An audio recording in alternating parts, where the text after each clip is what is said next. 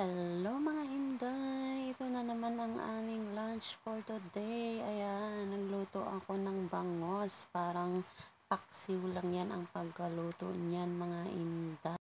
At ito namang adobo ng baboy mga Inday na may dried mushroom. Ayan, ang paborito ng aking lola. Kahit araw-araw kong lulutuin yan. At ito namang ginisang kangkong mga Inday. Gisa-gisa lang yan sa bawang, konting asin at vegetable powder ay okay na yan sa kanila mga Inday. At ito, adobong kalabasa mga Inday. Ayan, paborito din nila yan. Gisa-gisa lang at konting tuyo ay okay na mga Inday. Basta malambot na ay okay na sa kanila. At itong broccoli mga Inday, pinakuluan ko nga lang yan mga Inday. Gusto nila dyan half cook lang. Ayan, isawsaw lang yan dyan sa mayonnaise. Okay na yan.